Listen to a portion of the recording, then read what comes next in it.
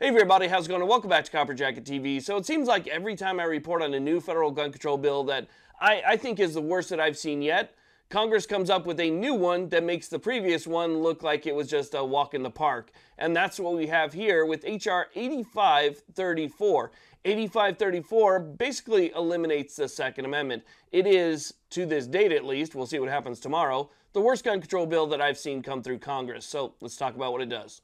This channel is proud to be sponsored by the USCCA, which is one of the best memberships you could ever have in your wallet. I've been a member for 6 years now.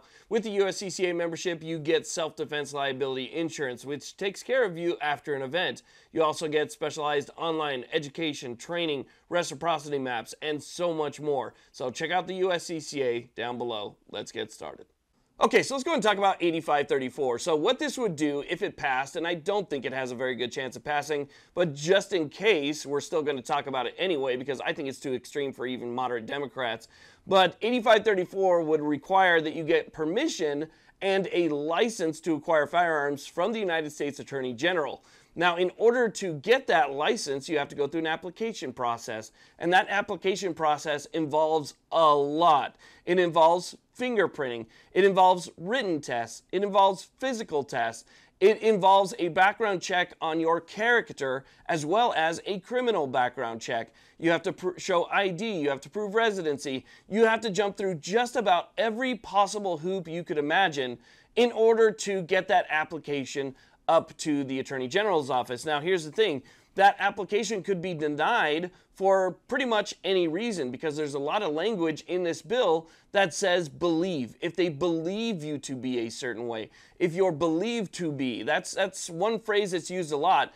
And so if the Attorney General believes these things as well, then they could simply deny your permit and you're out your rights. That's pretty much it. You, without a license, you can't acquire anything. So again, it's a very sketchy bill to begin with, but when you add the word believe, it really does leave the door open completely. Now, this license, if you actually were to go through all the training and all the background checks and everything else that they want you to do, and you actually acquired one, could be revoked at any time and would have to be reapplied for every 5 years. So it's not even like you do it and then that's it. That's the end of the story. You have that license. No, they want you to renew your license every 5 years. And again, at any time, it can be denied just based off of belief.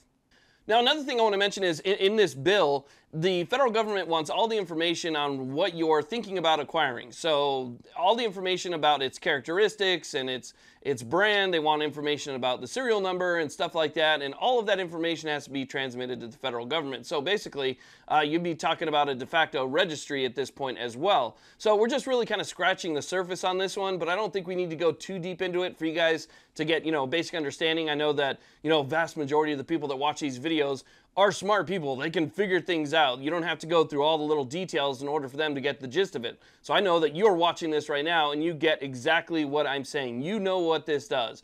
This basically says that we will issue out your Second Amendment rights after you apply to have them, in which case we could still deny them and take them away at any time. So instead of getting 2/3 of the states together in order to get rid of the second right in our Bill of Rights, in order to simply just get rid of it and eliminate it altogether, we're just going to do it through legislation. And then we will determine as the federal government who can actually practice it. And even though that's kind of a different breakdown of what this bill is, I think it's a fairly accurate breakdown. Because anytime you have to ask permission, it's no longer a right, it's now a privilege. And it's a privilege that's granted by the Attorney General. A privilege which could be revoked at any time. So again, bills like this are not good. These are bills that seem to be kind of spreading across the United States. You have several states right now which have implemented something very similar to this. Again, Measure 114 in Oregon, that's going to be on the ballot this November. And then you have, your FOID card, and you have things going on in New Jersey, and, everybody wants to license out that particular right. And you just, I couldn't imagine them trying to do this to, say, the First Amendment, right? Where if you want to be able to have free speech, you're going to have to apply for a license, and you have to maybe pass a test to show that you know what's acceptable speech and not, and, that has to go up to the government for approval, and then if they decide they deny it, well, now your speech is going to be regulated or you don't have free speech at all. It wouldn't fly for anything else. So just like the Supreme Court has said, The second is not a second-class right and should be treated equally to others. So if it doesn't apply to one thing, or you couldn't imagine it for one thing, then you shouldn't be able to imagine it for this. So I just wanted to make you guys aware of this bill. And again, like I said, I don't think it has a very good chance of passing whatsoever.